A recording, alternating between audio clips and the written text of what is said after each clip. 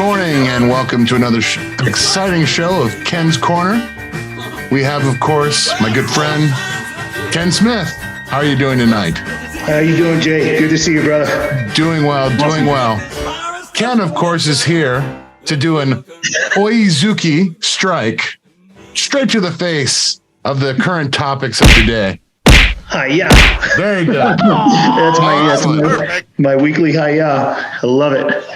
We just want to thank you for tuning in, and we look forward. This is the first episode where they actually get to see us as we talk. Should make for some interesting banter. Yeah, I was on catching up with Jacob, so people know what I look like. I think I was on 2 weeks ago, or 3 weeks ago. I forget. I think 3 weeks ago. Yeah, so they know what I look like, but now you get a full hour of me. Oh, boy. I know. I mean, I feel so sorry for them, for me, too. Oh, man. Nevertheless, we will do our best to get through this. The first topic, it's quite a lengthy topic. We're going to talk a little bit about the Russian rebellion. Yeah. Well, it was, Moscow. It was Putin was not humiliated by the so-called coup. All right, they said it was a coup and it was a civil war. It's not a coup. It's not a civil war. Calmer minds prevail through this. All right. So he'll just get stronger, like Erdogan after the attempted coup in Turkey, right? In 2016, how Erdogan got stronger. This is going to be, it's a little group. It's Wagner, Wagner, if you want to go with the German pronunciation. Wagner is a private military contractor group. It's like Blackwater, right? And they're about 25,000 strong, and they're a mercenary group. And they're headed by a guy named, the head honch is Yevgeny Prigozhin. And, he said, he basically, all the Russian military experts came out telling us that this is a civil war, right? But it wasn't a nothing burger, but it was portrayed, by all the mainstream media as the demise and fall of Putin. Right, the mainstream media, man.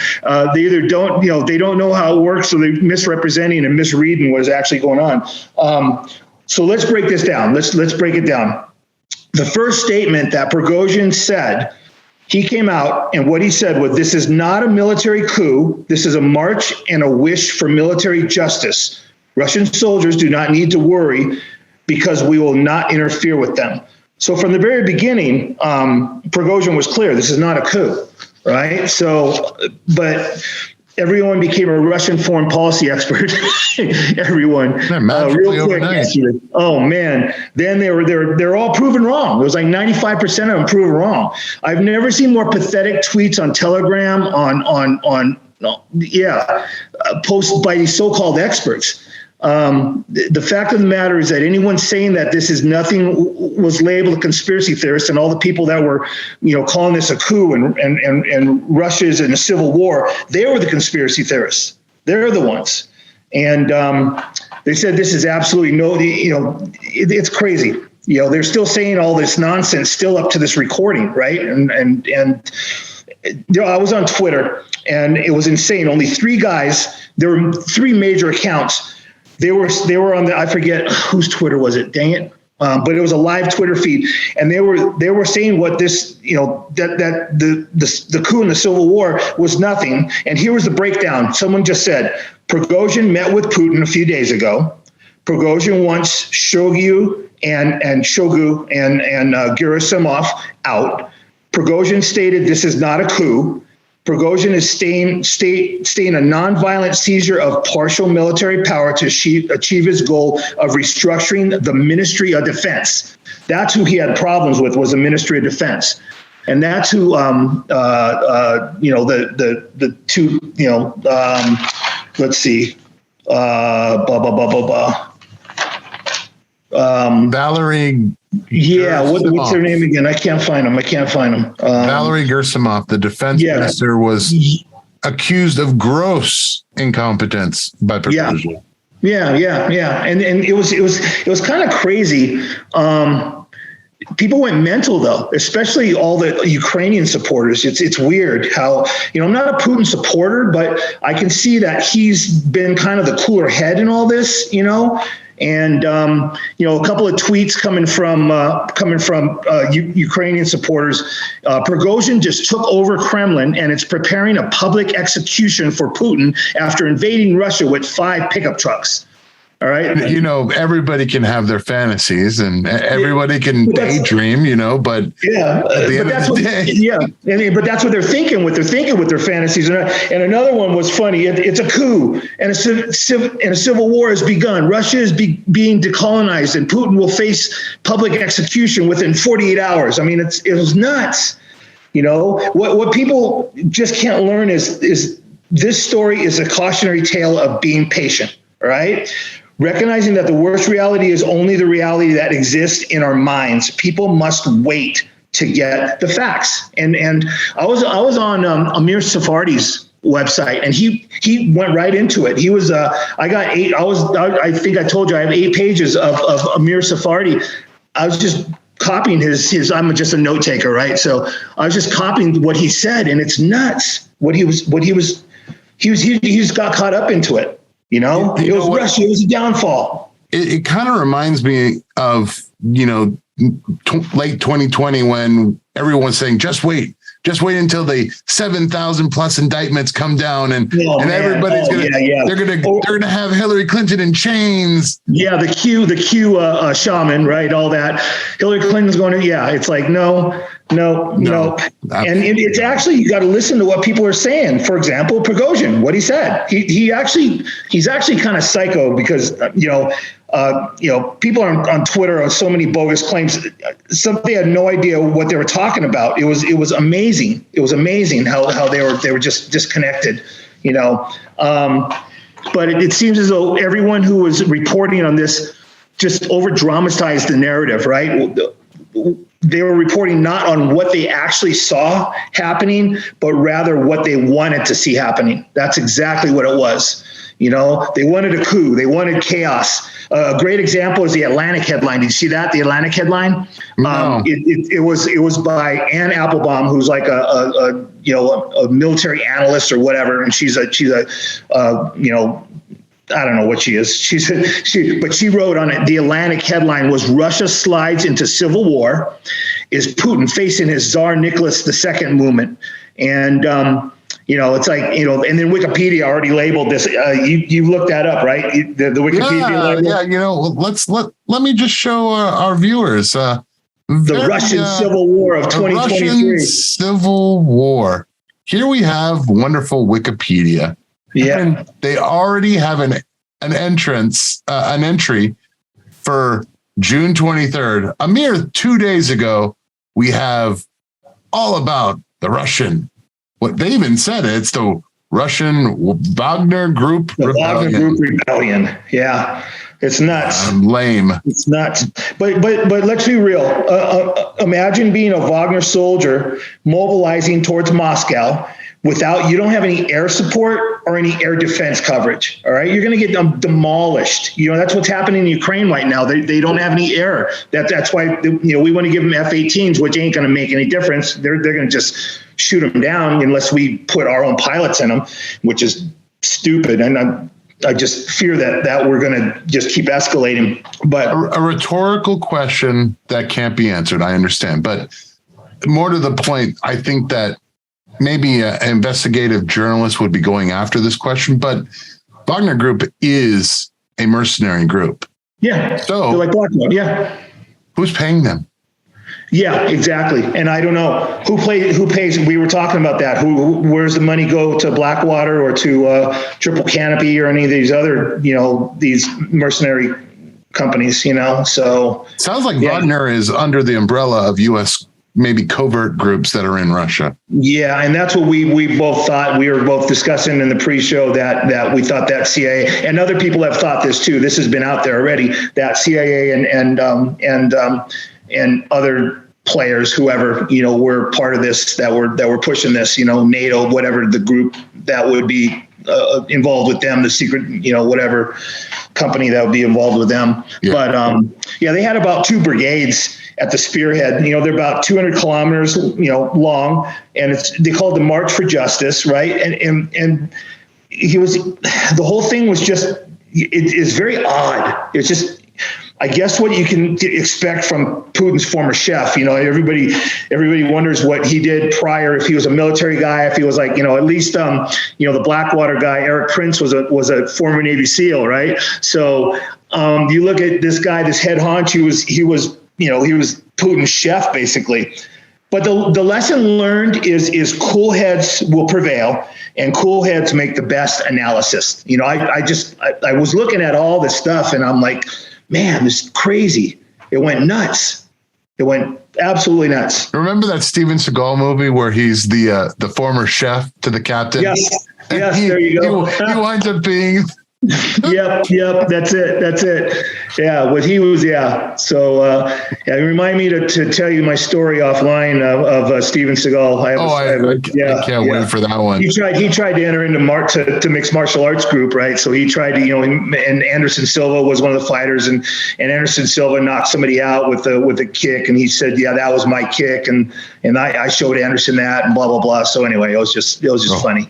Yeah, it was funny. It was funny because there's so many bad stories about him. He's not a good dude. He's not a good dude. But anyway, that's our analysis on what's going on, man. It's crazy. Yeah, and it just seems to me it seems like there's something else going on.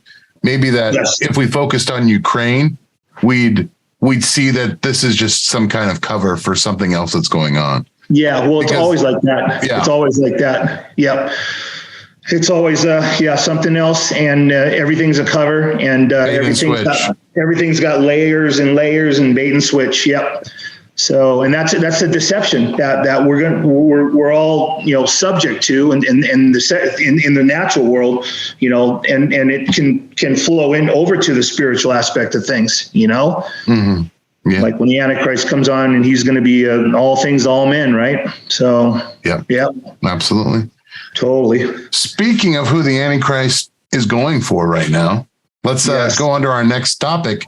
You brought this to my attention. We've covered it on Catching Up with Jacob, obviously, but schools in the UK. I wish I thought of doing this back when I was in school back in the 80s and 90s. I wouldn't have failed. Yeah, schools are now allowing children to identify as cats, horses, dinosaurs, and all sorts of other things. Man, I seriously wish I had thought of this as a kid. I was about to say it would have been permanent recess for me, because I would have gone, I'm a horse. I'm sitting outside. Yeah. If I could have answered every question a teacher asked by meowing like a cat or roaring like a dinosaur, there'd be no way they could have accused me of getting an answer wrong, right? So there's no way. Of course, nobody would have been able to get away with such a thing, 10, even 5 years ago, right? So you'd have been straight to the principal's office, What is wrong with education in the West? I don't know. In China and Japan, they teach you mathematics, they teach you chemistry, they teach you engineering. And here they teach you to identify with your feelings. What's wrong with us? I know, but you saw the IQ points have gone down, right? I mean, that's been nationalized. That's national news. I think it went down like 18 or almost 20 points. Like that's crazy. That's nuts. That is absolutely nuts. In like 3 or 4 years. So, especially since the pandemic, but but according to an investigation done by Telegraph, the schools in the UK are now allowing children to identify as all sorts of things. So they just, in the old days, not long ago, teachers knew how to deal with this, right? Kind of nonsense. But today they're instructed not to correct the children because that would be discriminatory. So, so the teachers in the UK literally have to sit down. They have to sit there, make their best of it with the student's response if they respond to the questions with animal noises, they have to okay. In fact, a 13-year-old girl was recently called despicable by her teacher when she confronted a classmate who identified as a cat. Right. So even other kids are like, come on, you're going to answer with a meow. We're truly living in the last days. It's just, I don't even think I don't think schools back in the old, this is the first time that this has happened. This is a great analogy would be the mental patients are running the asylum. Yes. Children do not have the wherewithal to determine what a curriculum would be that would actually help them and educate them. But yet the teachers are completely giving them full reign in the UK, at least. Yeah. Yeah. And I would really like to know when tests show that everyone is falling behind, is the UK, and it's just a matter of time before it's here in the United States. Yeah. When test scores start to really fall behind, as they already have, are we still going to keep on with this nonsense and this insanity? Yeah, we are, because it's a debased mind. It's a mind that cannot comprehend or live in reality, right? So have you ever tried and talk to any of these people? Just carry on a conversation with I try to avoid them, to be honest. Yeah, exactly. Well, you see them a lot more than I do in your neck of the woods. In fact, that's a good segue. Your neck of the woods. Yes, yeah, my neck of the woods, the Golden State. The Golden State. Yes. So you're going to stay or you're going to go? Let's see. I have thought about going, but it's funny you should say that. One of my favorite guys is Michael Seven, and he used to say that you can't leave the place that you basically are always critiquing. And that's kind of where I'm at with California. It's like, I love ripping into it. I love ripping into the politics of Newsom, the destruction of just the political class in the city. And if I left, I'd be so bored. Yeah. I'm kind of bored out here. I am. I'm working and I'm doing stuff, but I'm kind of bored. I don't have the I'm not right up against it, but half of the Californians are considering leaving the state. You saw that, right? I gave that as a headline, and new analysis finds that almost half of people in California are considering leaving. Half. So I guess they're tired of, high tax. Well, high taxes, high crime, and the crazy laws, that you could put off to the side, that stuff. But we just have to wait and see. Yeah. See what it comes to. Actually, just to mention a couple of the other things that are going on in the state, the welfare state is out of control here. Oh, yeah. Homeownership is absolutely out of reach for a regular worker, even a worker making six figures. And the scam of it all is a lot of people are getting together and they're basically buying homes and then using it to house Section 8 housing. Yeah. And they buy 7 or 8 homes. Yep. They fill them with whoever the government says, and the government pays their mortgage. Yep, totally. Yeah. I've heard that, man. It's a business. It's a business. There's so many different things going on where there's always the people that make money when everybody else is not making money. That's right. They know the angle. Yeah, definitely. Wow. All right. Now let's talk a little bit about Matt Walsh. Yes. You brought this to my attention. Please take it away. Okay, so it's inside the trans agenda. We're still working with. It almost had 12 million views. I think a day ago is when I looked at it yesterday. But Matt Walsh tweeted out, he wanted to educate people, and he tweeted out, the trans agenda was invented by pedophilic psychologists, degenerate quacks, lunatic sexologists, literal Nazi scientists, and other assorted deviants. A collection of the most despicable monsters imaginable came up with this stuff. Here are 5 names that you should know. And these are the 5. I didn't know 2 of them. I knew 3 of them, but these are the pioneers of the like why we're here, why we're in this situation. John Money. I don't know if you've ever heard of him. Yeah, yes, John Money. I've heard of John Money and his famous twin research. Yes. And yes. both yes. the twin that he abused killed himself. Yeah, they did. They did. He pioneered the concept of gender identity. He tried it out on his theory on twin boys, changing to twin girls, who he abused and experimented on throughout the childhood, and they both ended up killing themselves. And this next person, Alfred Kinsey, you remember him? Yes. Yes. By the way, I don't know if you know this, Ken, but you know who Kinsey really, really admired? Who? Our good friend who's on, Aleister Crowley. My gosh. Kinsey I did hear that. To the villa in Italy. Yes. I with did the hear head that. of the Satanic Church. Yes, I heard that on Joe Schimmel's. That's right. Good old Joe. What. And then you used to work up there, right? You still do a little bit, or you?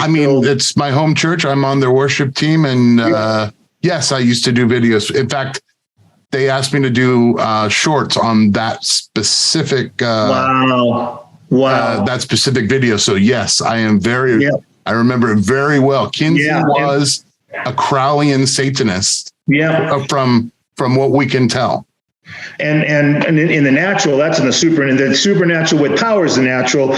He's a godfather of modern comprehensive sex ed programs. He came out with many of the theories of sexuality that are now taught as fact in our schools. He also enlisted a pedophile who raped children so that he could document the victim's orgasms. I mean, like just decrepit stuff, just demonic stuff. It's all demonic. It's all these people are demonic. So let's go straight to the 31,000 foot level and just look down. This next guy, Volkmar Sinksch, Signschch. He was a sexologist who coined the term cissexual. He argued in favor of exposing children to pornography and insisted that pedophilia should not be stigmatized. This latter point was a common belief among many pioneers among the trans movement. So yeah, they worked on the minors. They worked on the younger. Yeah, that was. So he is the pioneer of minor attracted people. Yes, exactly. Right. Yeah. You be careful. Don't say pedophile. Right. You know me. I'm very politically correct. Yeah. Yes, you are. You're in Hollywood. So the next guy is Magnus Hirschfeld, and another German sexologist. He opened one of the world's first transgender clinics. He was an avid proponent of eugenics and believed in forcible sterilizations of those who were feeble-minded, like the mentally, handicapped. And the Nazis would later implement eugenics on a massive scale. So he was part of that. And the last guy, Erwin Gorbant, a leading scientist in Nazi Germany who performed one of the first sex reassignment surgeries. He helped design human experiments that were carried out on prisoners at Dachau. So all these guys were with, they were doing all these experiments in concentration camps and stuff. Correct. In one experiment, victims were submerged in ice cold water to study the effect of hypothermia. Many died. So Matt Walsh finishes off, it was a great little rant of educating people. And he said, this is far from a comprehensive list, but these were the sorts of people who gave us trans ideology, a brutal, depraved, pseudoscientific movement from the very beginning, an ideology pushed by monstrous quacks and dangerous perverts. I guess some things never change. So it's just nothing new under the sun. Nope. But I just like, I was listening to a pastor the other day, and he said, I don't know if they experience the same. It's not every single male that's gay, but did they experience the same, like we're talking about the mind not being able to process, hey, a guy can't be a girl can't be a guy. But is it the same? Is it worse than Sodom and Gomorrah? Or are we worse off? I mean, I know every person was gay in Sodom and Gomorrah. I know they all came after the angels, but this is a mindset that they can't even, it doesn't make sense. It doesn't make sense. Biology is biology. So the delusion, I think, is beyond the pale, because I'm not sure that Sodom and Gomorrah necessarily had access to the vast amount of mind-altering pharmaceuticals to go along. Yeah, and that's the whole thing is we have that going on, which the Bible talks about, pharmakia. And so, I think that it's going to get worse. Obviously, mm-hmm. It's going to be like, what Jesus said. It's like no day, no one ever. It's never a day like this ever in the history of the world. Yeah. Yes. So. Yeah. Yep. So. But onward, Christian soldier. We can go to the next part, which is a little bit close to the topic, because just like the Nazis were going after the Jews, we have merciless targeting of Christians around the world, according to an article you shared from Breitbart. Yeah. Talk a little bit about that, Ken. It's a merciless, this is a quote from Breitbart, the merciless targeting of Christians driven by hatred of Christians and the faith. It emerges as a common denominator in hundreds of testimonies of persecution. And it's just, according to the report, today, almost 340 million Christians around the world, that's 1 out of every 7, live in a country where they suffer from some form of persecution, such as arbitrary arrest, violence, a full range of human rights violations, and murder. But it just reminds me of what Jesus said. He's in John 15:18, he says, if the world hates you, know that it hated me before it hated you. All right. And in Paul, there's so many persecution verses in the Bible. Paul reminds us in 2 Timothy 3:12, all those who desire to live godly life in Christ Jesus will be persecuted. So it's just, in some countries, Christians are seen as a threat to the ruling government. We talked about that in the pre-show, and that's just like Rome, religio licita, illicita, so you had to agree with the Caesar and So, but in one recent example was Christians stranded in Afghanistan. They began turning off their phones and fleeing to the hill country to avoid being hunted down by the Taliban. So, that's just, and Africa is, we know that especially Northern Africa is a continent is the most violent against Christians due to the rise of, violent jihadist activities, right? Yes. So African countries endured another grim year last year, 2022, especially in Somalia and Nigeria, where Islamist gangs wiped out entire villages. So, and then in Sudan, we know that Darfur, all this stuff, and we just know in Algeria, any kind of promotion of public display of Christianity is illegal, and this is coming to the West. It's slowly coming here, and it's gonna be here, so.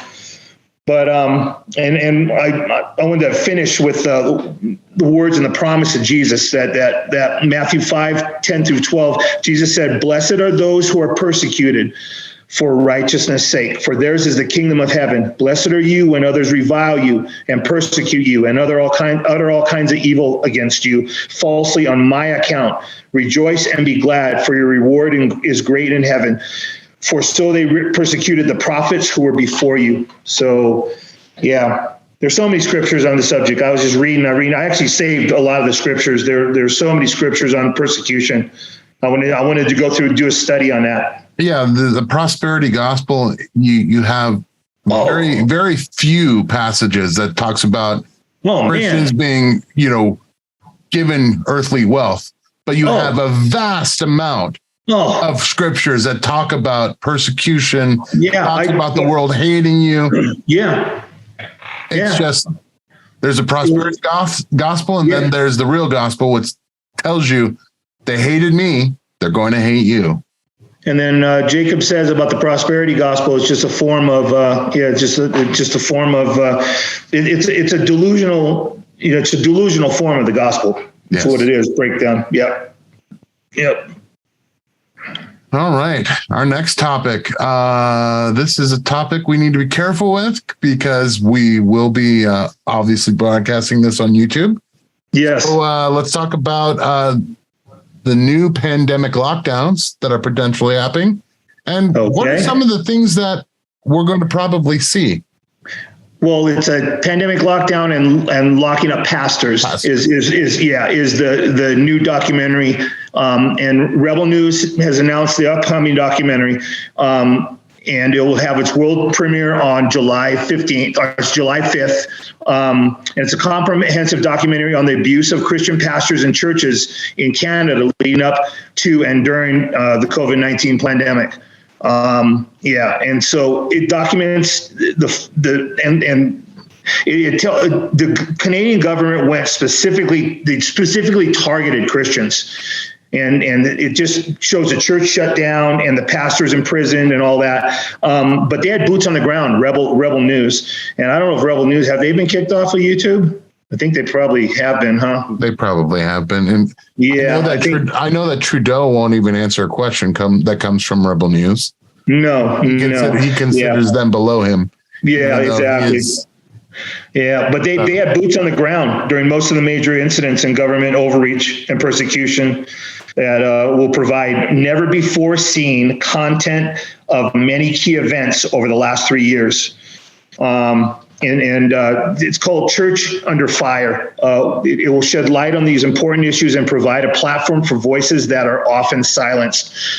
Though in-depth interviews with religious leaders, we will explore why religious communities in Canada were targeted and what we can do to defend and promote religious freedom. So, when this type of persecution comes, I always think of Paul. You know, when the Roman soldiers were about to beat him, and he said, "I was born a Roman citizen," and the cohort called his boss. You know, and the centurion came up and said, "What? I paid a lot of money. I paid a hefty price for my citizenship." And Paul said, "I was born a citizen," and they're in great fear. So, yeah, because they went beyond the boundaries of, they're limited to what they can do. Yeah. And what's funny is, but just think about this. Just think, did the Roman, I know they had different, they were more physical, and they killed people, and, they hung, they crucified people. They were a little more, straight up deadly in that way. But are we living in less freedom? I mean, are we, I don't know. I don't know. Well, I mean, the Romans enjoyed all sorts of slaves. Yeah. And I would have to say that slavery in the modern times is at least as large as slavery in antiquity. And they say it's going to be larger. Especially in Mauritania.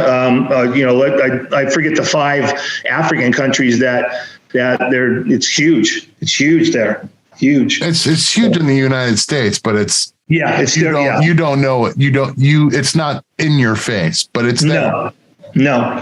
And then we have the economic slavery too. That's another thing. We definitely have that one. Yeah, we definitely have that one. Yeah. But to your point, I don't know. Roman times, they did see a decay of the laws, but they had a legal system that at least it seems to be working out a little bit better than ours, right? Ours seems to be completely broken. It's broken and a joke, and it's 2-tiered and it's all that. But it's like for Paul to say, I was a citizen, I'm a citizen, I was born a citizen, and for them to be in fear, like, whoa, you can't touch a citizen. I'm just thinking, they had a little more rights, man. I love the police. I back the blue. But I got to tell you, I also have seen some gross abuse. Hey, I train the blue. I know by police against totally the civil rights of the citizens. And it's good that we have these that we can film, right? Yes. So it's good that No. So it's good that it's on. Yeah, it's captured. Yep. Let's move on to the next subject. It's the topic where the internet was broken. My favorite. The internet was broken by an interview. Yes. With Joe Rogan. Yes, of course. And the person he interviewed, Robert Fitzgerald Kennedy. Yes. Ken, let's talk about this one. Unbelievable, man. Yeah, RFK Jr. was the Democrats said they would not host a presidential debate, right? They said, we're not going to. So RFK started his own, basically, but Rogan was accused of spreading misinformation by having Kennedy on his show. So he offered, and Kennedy just went off on all the stuff that he normally goes off on. And so Rogan offered money to anyone who could disprove what was said. He put up $100,000 to a charity of their choice. And it's especially to this guy, Peter Hotez, who was, we called him out. He's a supposed vaccine expert. I could go off on that, but, numerous donors have thrown in other monies, and it's bumping. There's like several that have thrown in 500,000. So it's up. It's like last I checked, it was 3 million or 2 or 3 million, and I don't know what it is now. But Elon Musk, hosted RFK on Twitter and held a public conversation covering controversial statements that the mainstream media refuses to report. So basically, RFK is calling out the establishment and the status quo, and I love that. So he's calling out big pharma, COVID, big tech, the woke agenda, intelligence agencies, and even the war in Ukraine is being questioned. And it's from a Democrat, right? It's it's awesome. No other presidential candidate is this outspoken about the topics they're totally dismissive. Everything he talks about is a conspiracy theory. And he's got facts, and so he's piquing the interest of everyone in the middle. His numbers are growing exponentially. I forget what the numbers were, but we can have a look at that. But the media really is invested in a narrative that RFK is just a fringe conspiracy theorist. However, if anyone gave him a platform like the Democrats with their superdelegate primaries. Yeah. If there was an actual level playing field, Joe Biden couldn't hide in his basement. He can't carry on a conversation for more than a minute, more than 30 seconds, and RFK was 3 hours with Joe Rogan. Correct. And not only that, when you listen to what RFK says, there's actual I want to say it's erudite. It's actually clear. Yes. There's nothing clear that comes from Joe Biden's mouth. It is nothing. All babbled, confused. Yes. Total babble, confused. Total. It's and what's sad is that Kennedy knows his life is in danger for publicizing his views. He knows that, JFK was assassinated by the alphabet companies. He knows that. He stated numerous times it could happen to me, the mainstream media will never repeat any of the topics that RFK is covering. Of course not. Even though, RFK and I would disagree on some, political conversation. I like the guy. I truly do. And if anyone who ruffles feathers of the status quo, I love it. And I sent you that video of him that you were tripping out. He's 69, he's almost 70 years old, and he's in such good, you can tell he's in good shape. You can tell he's in good shape. I can tell, wearing clothes and stuff. And I didn't know he looked like that. You were like, oh my gosh. So puts me to shame for sure. Yeah. He's in great shape. Great shape. Yeah, he posted something on Twitter or TikTok. He posted something that he's getting in shape for the Biden debates. He was like jokingly getting in shape, and he's doing push-ups and stuff. Yeah, but from what I'm seeing right now, RFK sits at about 15%. Okay, I've heard 18. I've heard he's approaching 20. So yeah, that might be right. But yeah. Yeah, it's crazy. It's crazy. Here's this guy coming out of left field. He's kind of like Ron Paul back when Ron Paul, yes. And they just the mainstream press just dissed him. They dissed Ron Paul because he was like growing and growing and growing and yeah. So actually, I think I have a little bit different take. I'd say that he's more of a Ross Perot because I think he can reach. Yeah, both to the left and to the right. Yep. And the Ross Perot thing was crazy because they something with his daughter or something like that. I forget what happened, but he was taken in, and the Ross Perot thing screwed up the Bush nomination for the second, not nomination, the Bush election for the second, his second round. Yeah, his second Bush term. won second term. Yeah. Bush won second term. And that gave us the president of the Clintons. Oh yes, that gave us the Clintons. Then again, we're acting as if elections really happen. That's true. That's true. Yeah, I think honestly that it's kind of like they play maybe like gin rummy, and whoever has the most points by the end of their cigar chomping and bourbon drinking session. Oh, I guess I win. I guess I win. Yeah, that's yeah. Yeah. So, boys and girls, if you want to be president, learn how to play rummy. Yeah. Oh my gosh. All right. The challenge to Peter Hotez, but also speaking of Peter Hotez and the whole debate, it's come to light that he's got some pretty interesting connections to some nefarious people. Let's talk a little bit about that. So he was the main one that Rogan was offering the money to, because he's been on Joe Rogan as well.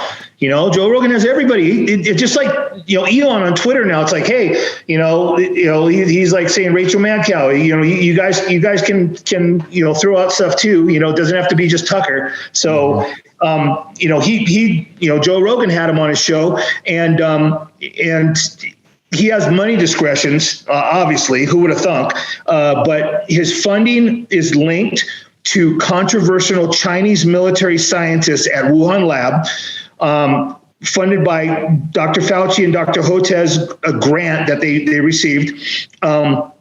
I have the number, you don't need to know the number, but Dr. Shibuo Gang and Dr. Liang Du collaborated with scientists from the People's Liberation Army and the Wuhan Institute of Virology. In a groundbreaking revelation, it has come to light that Dr. Peter Hotez, an esteemed vaccine researcher, has been entangled in a web of funding, collaboration, and research with Chinese military scientists potentially involved in the development of COVID-19. Wait. So you're telling me that the official that we go to for vaccines, that was recently, I believe he was testifying for the Congress. Yeah. If I'm not mistaken, he's got connections to Wuhan.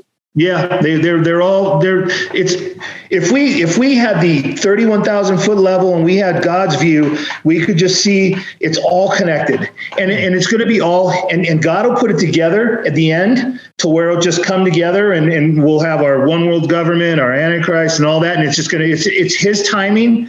And we just, it's just His timing, man. But the discovery raises suspicions that the Chinese military may have been working on a vaccine even before officially notifying the world, the WHO about the outbreak.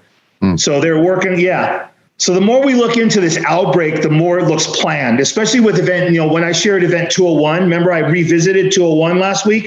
In summary, Hotez is a self-proclaimed saint, who toils tirelessly to develop vaccines for the world's poor. So that's you see Gates going after Africa and all these. They just want to develop, where they haven't been kicked out. They got kicked out of India, right? Remember that Gates got kicked out of India when I forget how many people died, but it's nuts. It's nuts.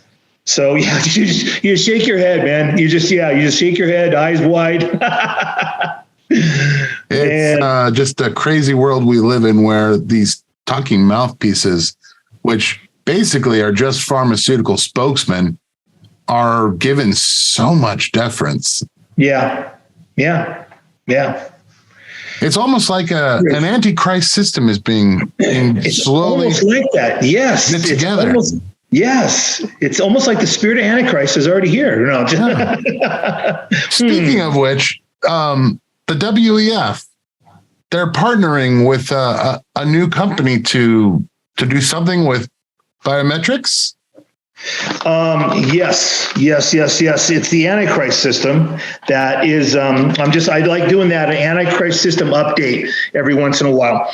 And it's a World Economic Forum has quietly partnered with Fingerprint Cards AB, the world's leading biometrics company.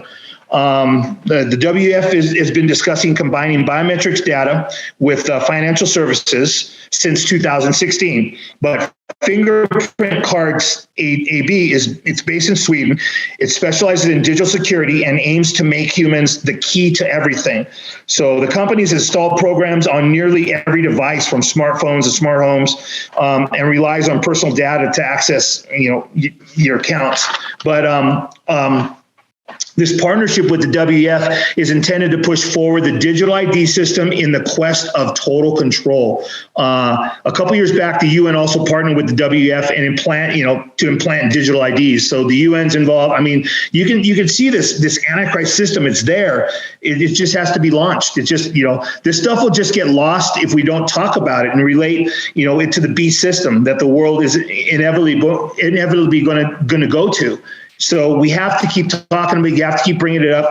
The UN wants humanity to store all their data on their digital IDs and markets the program as a solution for simplicity. The WEF has long said that the push for the Great Reset would require the people to surrender all their privacy. The technology from Fingerprint Card AB was the missing link. So this is just, the company will use biometric data such as fingerprints, iris scans, DNA, and even inserted chip devices, that's what I was looking at, to link all humanity to one centralized banking system. So going one step further, the goal of the one world government would provide one centralized group with the power to access this data. Stop me if you recognize where this is going. I mean, this is crazy. So everybody will be linked to this global database, and it will be impossible to participate in society. This is their quote. It'll be impossible to participate in society without joining.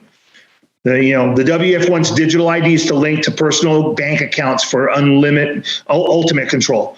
So, gone are the days where the superior army ruled, right? Whoever controls the data will control everything and everyone. It's not just armies now.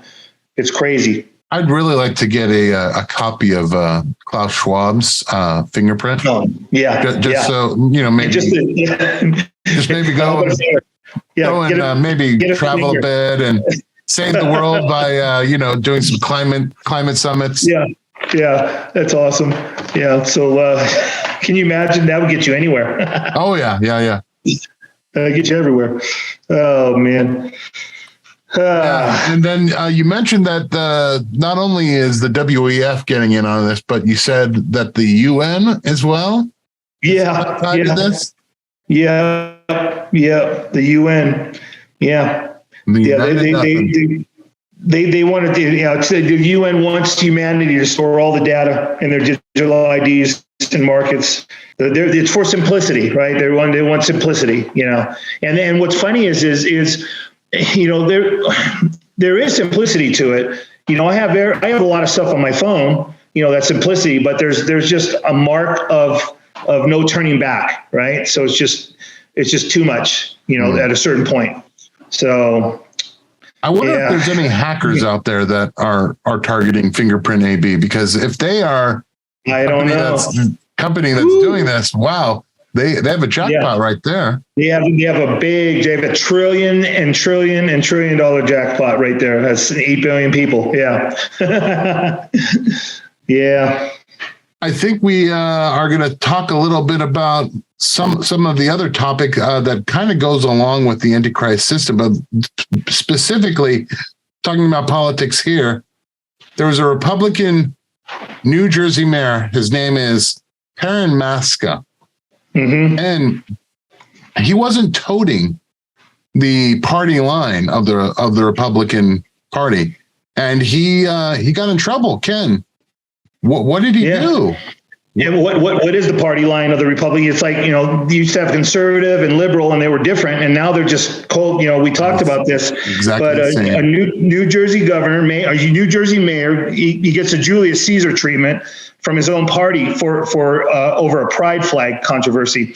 So, Rochelle Park is the name of the district.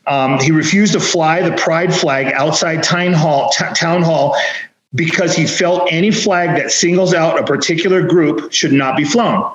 And he felt that the only flag that should be visible is the American flag. Right. So they got rid of him. And I read the whole article. I just put little tiny notes in here, or a tiny bit of notes.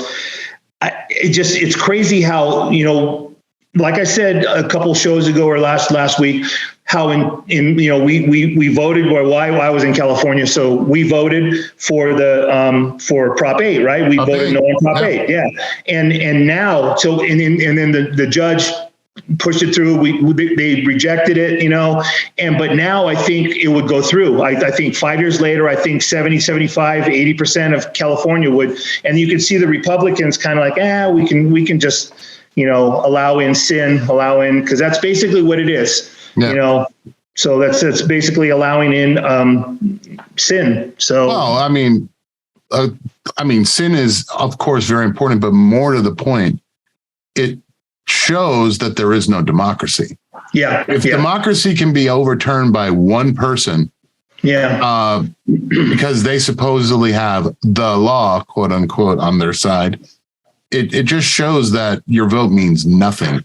Well, this is three Republican women, I think, came up against him. I'm pretty sure in the article, and one Democrat woman, and they just, it's just, and it's the women that are kind of being swayed by this, so you can see that it's going some ugly places. So and this blow up is local politics at its worst, but it's just my observation that just as it is a lot, is going to get harder and harder and going to come in, in a stronger pace, And, it also shows that we can't depend on our traditional allies. No. We don't have any allies anymore. In fact, I think the Rebel News, I can't wait to watch that Rebel News documentary. Yeah. I think it's really going to be revealing that, no, it's not right, left. We're being targeted and we're going to be singled out. Yes. Period. Yep. And it's more, so it's UK, Canada, and it's going to come down here. Yep. Welcome to the US. Come down here. Yeah. It will. Ken, we are at the end, but I believe you wanted to talk a little bit about the signs of the times. Yeah, I had a little rant here. The picture of our times is without question quite pressing, right? So certainly on a moral foundation. For those who do not know the Lord Jesus Christ, I just can't imagine. I can't imagine. Our government has been seized by the neocons who care nothing about the welfare of our state, only to bring death and destruction to their personal hated enemies. Every line of news that we read brings to mind a sad state of our future in the natural. That's why faith in Christ is so vital. And right now, our nation and the world has fallen, cascading into evil times. First and foremost remains the outright moral deterioration domestically by companies rushing to jump on the woke bandwagon. We see that the domestic upheaval is dividing this country deeply. It's going to get worse, and the manifestation of judgment is falling on the Western countries. You can see it kind of right now. Neocons are manipulating society to achieve their personal goals, and it's no different than the Nazis. What they did. And it's so funny that the leftist calls us Nazis, calls the conservatives Nazis, and it's what they are. But we're heading towards the destruction of the world economy as we know it. And we should not be surprised. Jesus told us it would be this way. He told us about persecution, which we haven't even begun to feel. No. I was talking to you in the pre-show about, real persecution that 90% of the world's Christians are experiencing, and which eventually will come here. It'll come to the West. So we need to, as believers, stay in God's word and pray. This is only the beginning, the birth pangs. What are we going to do when it gets a lot rougher? And it is going to get rougher. The Lord is coming back soon. He said it would get like this. He told us ahead of time. So if we read his word, nothing should surprise us. All right. Nothing should surprise us if we read and study his word. So I just wanted to finish off. I wrote that, and I just was just on a kind of a roll today when I was writing all my notes. So I just want to finish off with that. So absolutely. Well, thank you for watching this episode of Ken's Corner, our first ever to go up on YouTube and Rumble potentially. We hope you've enjoyed it. Till next time, this is Ken's Corner signing off.